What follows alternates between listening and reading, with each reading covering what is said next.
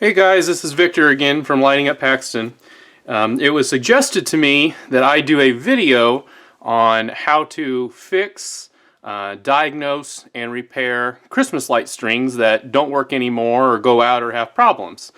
And it just so happens here that I found myself a strand of mini lights here, a 100 count strand mini lights, where half of it doesn't work. And I got the camera here set up above the workbench so I can show you how I might go about fixing these.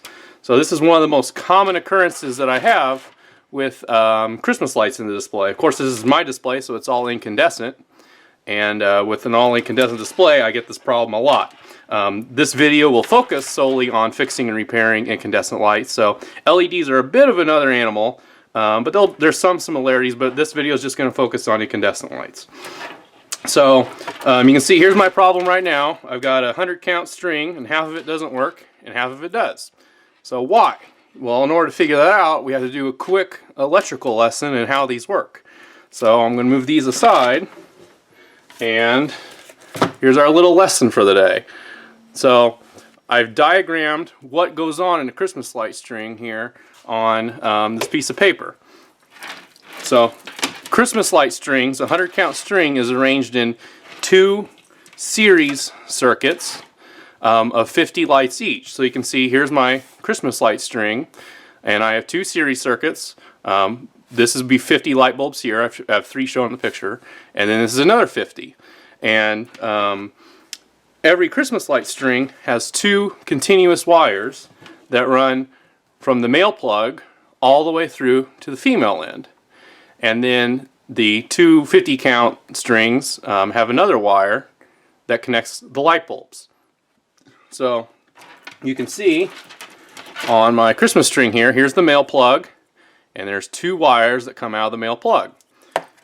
And then as we approach the first light bulb here, we have two wires that become, I can show you here, three wires. And what happens here is we have, of these two wires, we have one wire, which is the hot, which I've shown here as a solid, and we have the neutral, also known as the ground. So what's happening is the hot is pushing the power through, and then the neutral is carrying it back to the ground.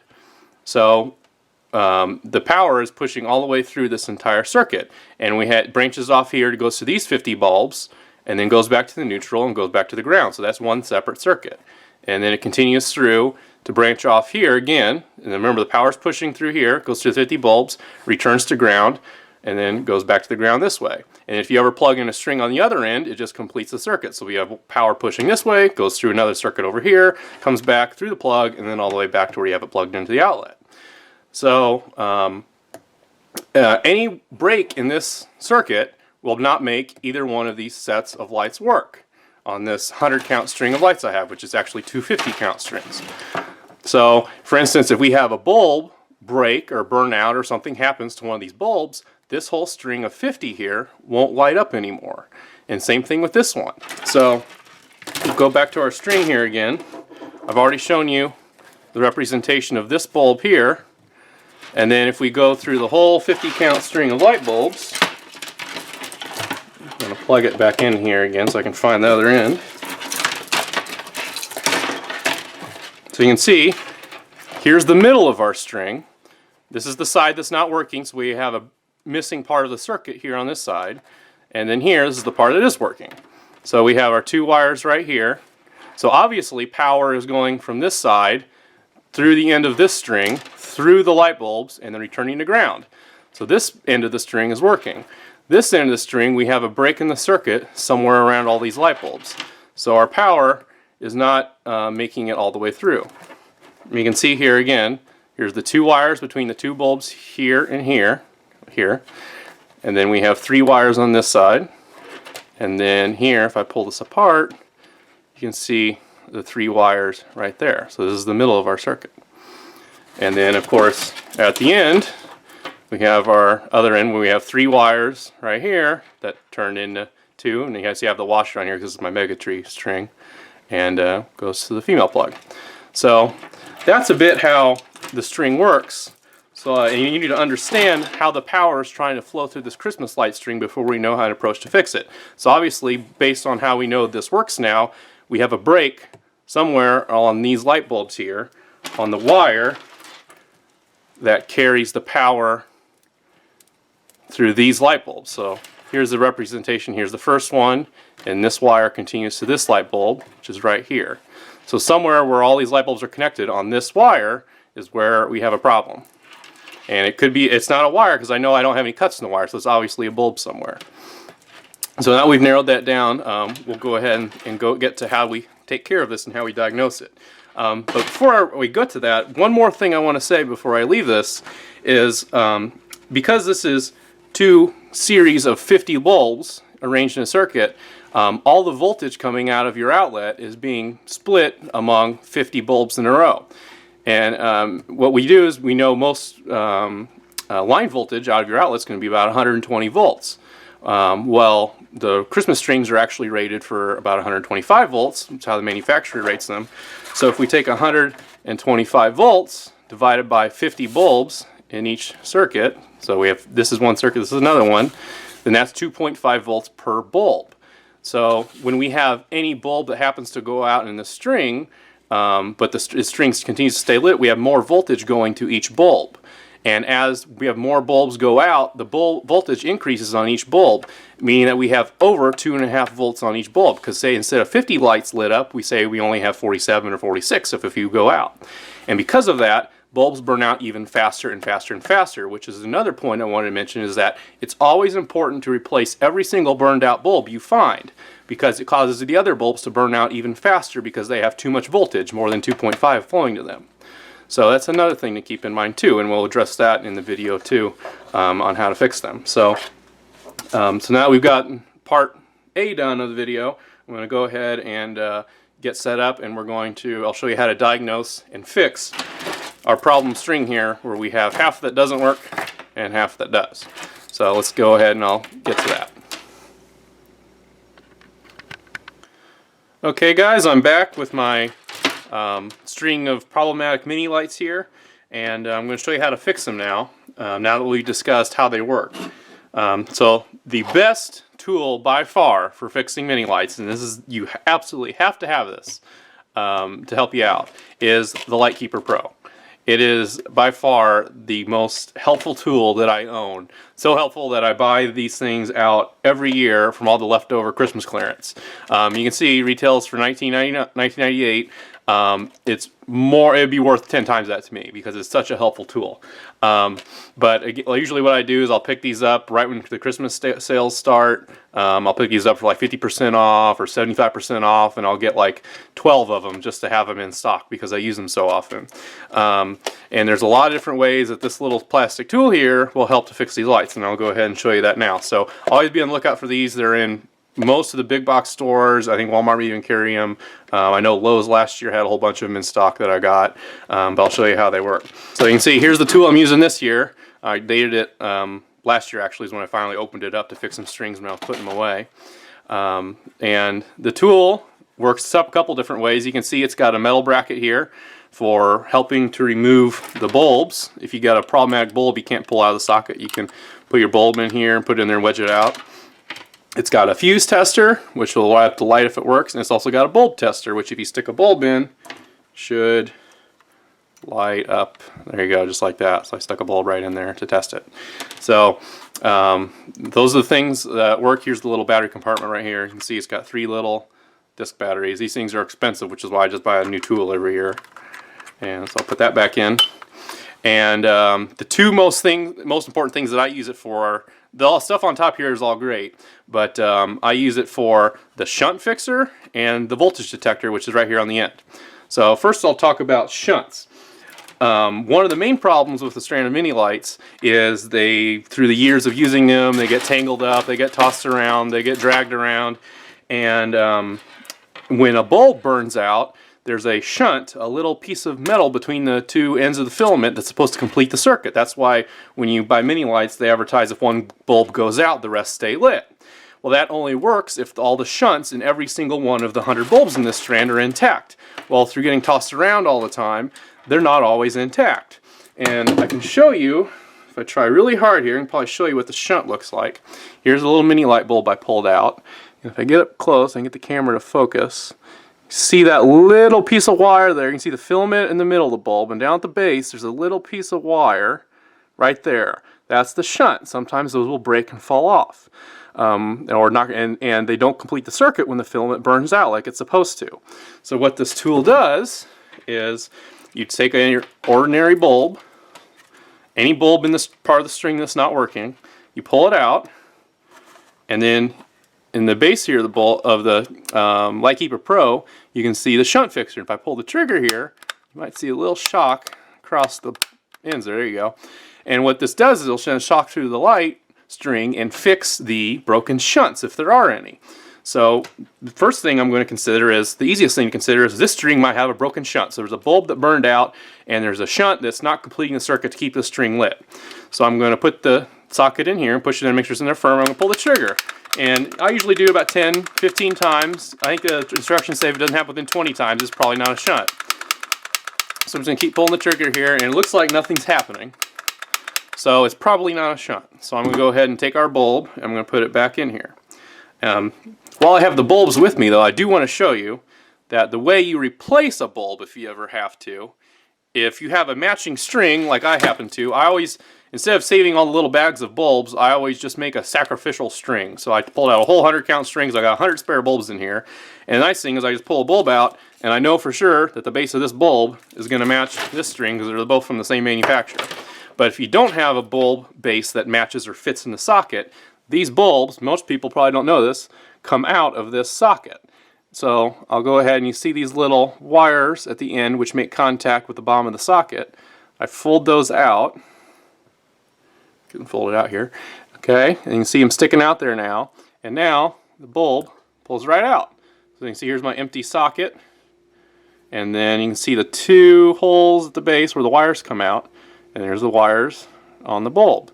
So whenever I don't have a socket that matches, I just pull a bulb out of another string, separate those little wires at the bottom of the bulb, and the tricky part, you stick it in there and the wires come out the two ends.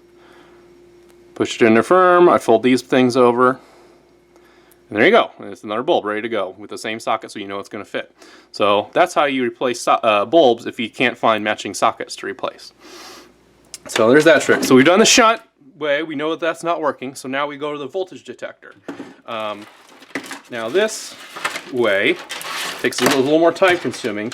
So we know, back to our little diagram here, that somewhere on this 50 count string there's a break, and we ruled out a shunt, so it's not a shunt. So there must be something else that's not causing the problem. If there was a burned out bulb that had a broken shunt, it would have fixed the light string for us. So there's something else that's not causing the power to get through. So we're going to grab our light string here, and we know, like we said before, that the voltage is pushing on the hot lead. So we know that we should have voltage coming out of that string. So voltage detector will beep when it senses voltage.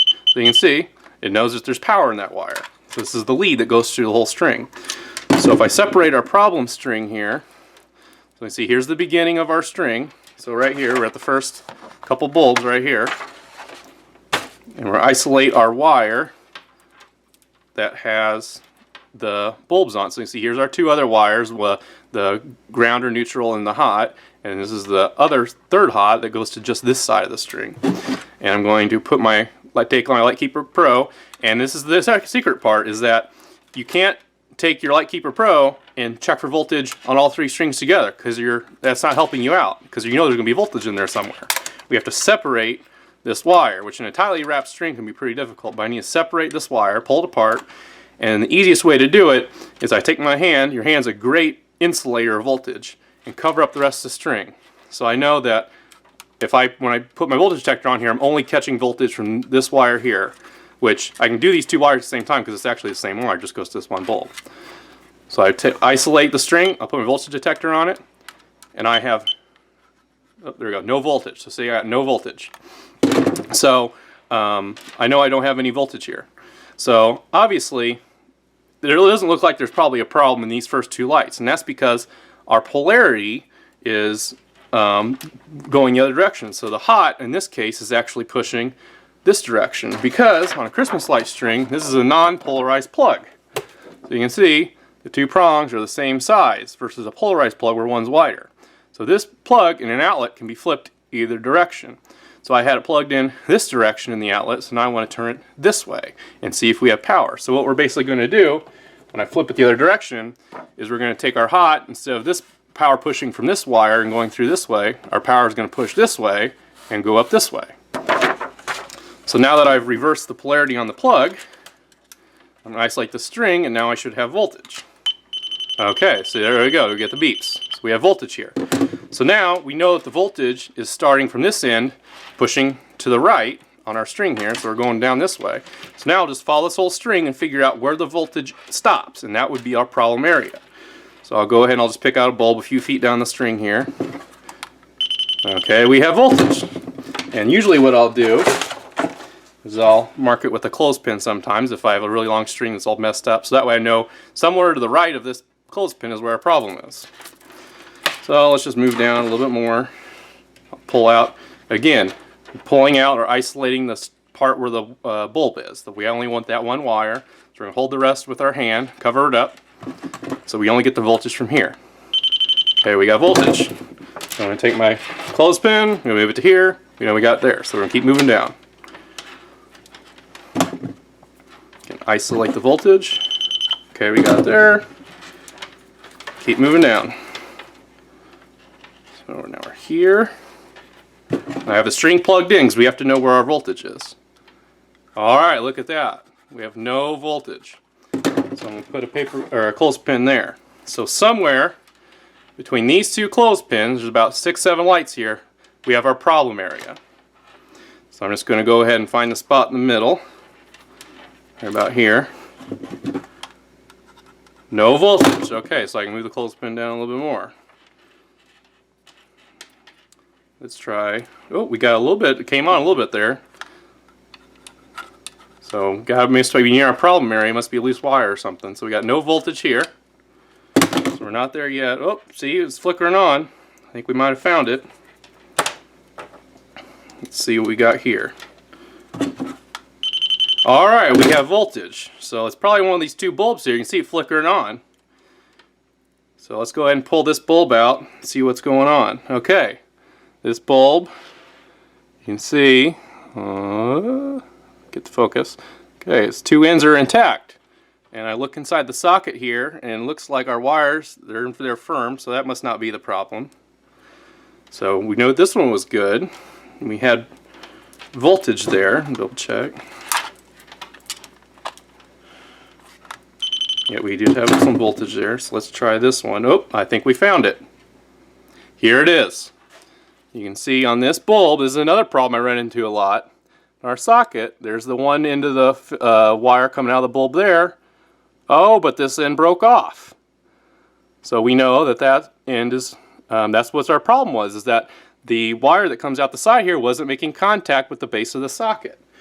So, I'm going to go ahead and pull out one of my spares here for my sacrificial string. I'm going to put it in here, and voila! There's our string. So I just want to prove it to you that virtually every single mini light string is repairable. And in this case, this proves my point.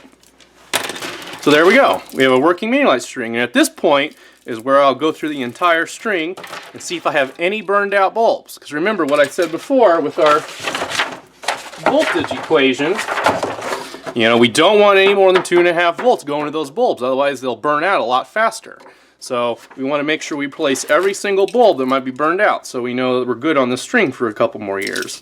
And at this point I don't see any burned out bulbs, so this string's ready to go. So usually I can do it a lot faster than that, but I want to take my time to show you how everything works. So the Light Keeper Pro, you can buy it at most of the stores that sell Christmas lights or other items like that. And again, we use the shunt fixer first, and that usually works maybe about 20% of the time is when I run into a broken shunt. But then every other fix is a voltage detector, and that works great. So that's what you need to fix the mini lights. And I hope you enjoyed the video, and just remember that every mini light string out there is repairable.